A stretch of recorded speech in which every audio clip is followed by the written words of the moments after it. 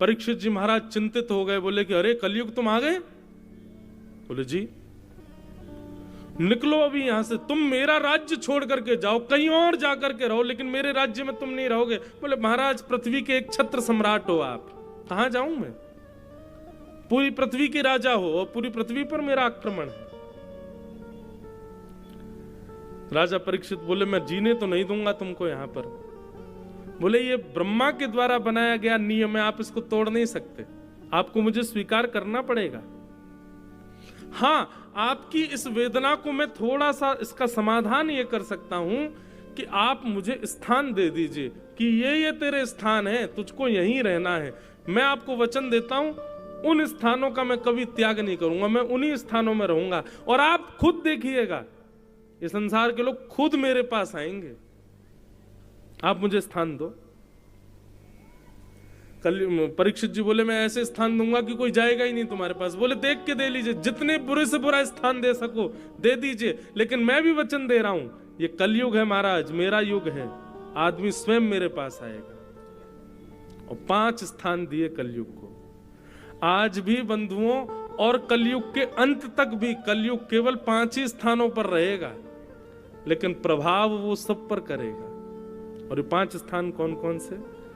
द्यूतम, पानम, स्त्रियः, सूना, यत्रा धर्मश्चतुर्विध, पुनश्च याचमानाय जात रूप मदात प्रभु। 5 स्थान। सबसे पहले कलयुग का स्थान क्या है? जुआ।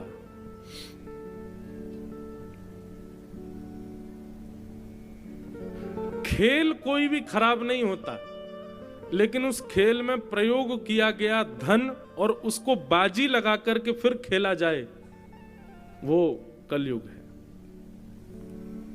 इसलिए कभी भी धन की बाजी लगा करके कोई खेल मत खेलो। क्यों? आपने शौक में 10 रुपए लगा दिए और फिर आपने खेल खेल लिया, वो 10 रुपए एक ना एक दिन 10 करोड़ का नुकसान करवाएगा आपको। आप कहेंगे जुआ खेलना पाप क्यों है? वो आपके लिए धन है, पर आध्यात्मिक दृष्टि से वो लक्ष्मी है। आप लक्ष्मी को दांव पर नहीं लगा सकते। लक्ष्मी हमारी मां है, अपनी मां को कौन दांव पर लगाता है? लक्ष्मी नारायण की पत्नी है। किसी की पत्नी को दांव पर लगाओगे, अपनी मां के दांव पर लगाओगे, रह पाओगे खुश? इसलिए जुए में कलयुग का निवास। द्यूतम। दूसरा स्थान है पानम। पहले तो जुआ केवल गांव में वो खेलते थे, पेड़ों के नीचे बैठ के वो ताश खेल रहे हैं, उसी में पैसा लगा रहे हैं, हार गए इतना, ये सब वो सब होता। आजकल आधुनिक जुआ हो गया है, अब अलग प्रकार का जुआ खेलते हैं लोग। और एक बात कहिए, 500 की 1000 की शर्त जो लगाते हैं ना, लगी 500 की शर्त, ये भी जुआ है। अगर ऐसा हुआ तो तू 500 रुपए मुझे देगा, ऐसा हुआ तो 200 रुपए मैं तुझे दूंगा, ये भी जुआ है। ऐसा नहीं, उसमें कलयुग का निवास। द्यूतम। उसके बाद आता है पानम। अच्छा एक और बात सुनिए, ऐसा कभी कभी होता है कि हम शर्त लगा लेते हैं, अच्छा लगी 500 की शर्त, बोले हाँ लगी, और फिर वो काम हो गया, लेकिन फिर ना आपने बस इतना कह दिया, देखा हार गया, निकाल 500, और जैसे वो निकालने लगा आपने कहा अच्छा ठीक है रख ले, चल कोई बात नहीं, तो कोई दिक्कत नहीं। पर हाँ पीछे ही पड़ गए, बोले देने पड़ेंगे 500 बेटा तुझे, तू हारा है मुझसे, तो वो निश्चित है कि वो आपका सर्वनाश करेगा। तो द्यूतम। दूसरा स्थान है कलयुग का पानम। मदिरा पान करना, मांस भक्षण करना, गलत वस्तुओं का सेवन करना, गलत वस्तुओं का खान पान करना, उसमें कलयुग का निवास है। तंबाकू, बीड़ी, सिगरेट, मांस, मदिरा, इस प्रकार की वस्तुओं का सेवन करना, उनका सेवन करने से कलयुग का प्रभाव होता है। इसलिए भैया इनसे बचो। ये सब तामसी वस्तुएं बंधुओं, इनका सेवन नहीं करना चाहिए। तो द्योतम पानम, पानम के बाद आ गया स्त्रिय, पर स्त्री संग, पर पुरुष संग, विवाह के पश्चात अन्य के प्रति भाव प्रकट करना हृदय में, उसमें कलयुग का निवास है। कलयुग आपको छोड़ेगा नहीं। तो द्योतम पानम स्त्रिय, और चौथा स्थान है कलयुग का सूना। सूना कहते हैं हिंसा को, कलेश को। अभी आप लोग कथा सुन रहे हो, कितने ध्यान से कथा सुन रहे हो। दो लोगों की लड़ाई शुरू हो जाए बाहर, हाथापाई शुरू, आधे से ज्यादा पंडाल बाहर तमाशा देखने जाएगा, सब देखने जाएंगे क्या हुआ, कौन मरा, कौन पिटा, कौन किसके लग गई, क्या हो गया। क्यों? हमारी रुचि हिंसा में होती है। कथा करने के लिए पूरे नगर में होर्डिंग लगाने पड़ते हैं, तब जाके इतने लोग आते हैं। पर हिंसा, लड़ाई झगड़ा करने के लिए कोई प्रचार नहीं करना पड़ता, बस दो लोग चौराहे पर लड़ लो, अपने आप भीड़ आ जाएगी देखने, अपने आप लोग इकट्ठे हो जाते हैं। एक व्यक्ति एक जगह मेरी कथा चल रही थी, वो बोले महाराज जी आप थोड़ी सी कथा जो है वो मधुर रस में ज्यादा कथा करते हो। मैं तो कैसे करूं? बोले वीर रस में किया करो, थोड़ी मार झाड़ हो, थोड़ी उसमें यूं उठा पटक हो रही हो, यूं बताए जा रहा हो ठाकुर जी ने उठा के फेंक दिया, महाराज उठा के ये मुष्टिक प्रहार कर दी। मैंने वाह भाई ये भी कोई बात है? बोले महाराज जी थोड़ी न टकड़ भगड़ हो तब तो आनंद आ। नहीं करते हम लोग। हमारा क्या, इसने ऐसा बोला, अब ये बच के तो दिखाए मुझसे, मैं बोल के दिखाऊं उसको, मैं करके दिखाऊं उसको। ये हिंसा है, इसमें पाप निवास करता है, इसमें कलयुग निवास करता है। बंधुओं, ये कलयुग घरों में ऐसे ही आता है। किसी एक व्यक्ति का मूड खराब करके वो ऐसी कुछ बात बुलवा देगा कि बाकी लोगों का भी दिमाग खराब होता है, फिर एक दूसरे से लड़ाई झगड़ा कर करके सब कलेश करके खत्म कर देते हैं। ये कलयुग का खेल है, इसको समझिए। एक व्यक्ति की मति बिगड़ी, वाणी बिगड़ी, बाकी सब शांत हो जाओ, ठीक है, कोई अपने आप ठीक हो जाएगा। अभी चिल्ला रहा है, बोल रहा है, ठीक है, कोई नहीं, इसके पैर पकड़ लो, जो कह रहा करो, ठीक, सॉरी, ठीक है। शांत रह करके, अग्नि प्रज्वलित होती है, घर में कहीं आग लग जाए तो पानी डाला जाता है कि उस पर और माचिस की तिल्ली फेंक दोगे और उस पर मिट्टी का तेल उछाल दोगे कि कपूर लाके फेंक दोगे? अग्नि तेज क्यों कर रहे हो?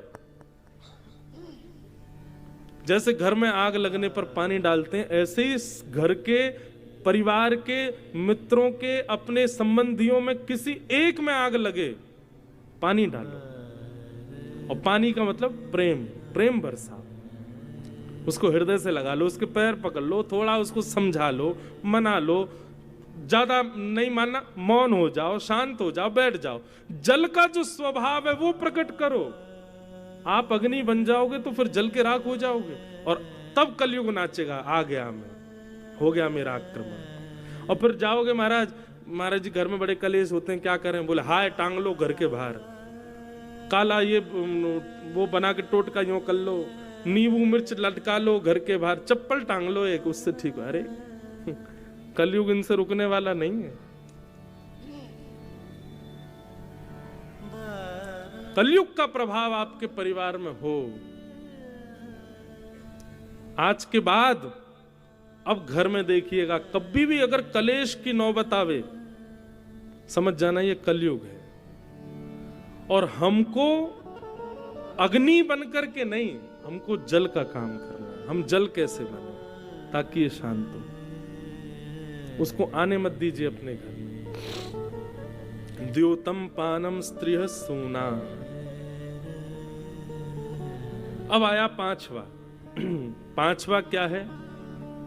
बिना मेहनत के कमाया गया धन, बिना परिश्रम के कमाया गया धन, घर बैठे बैठे कमाया गया धन, उसमें कलयुग का निवास है।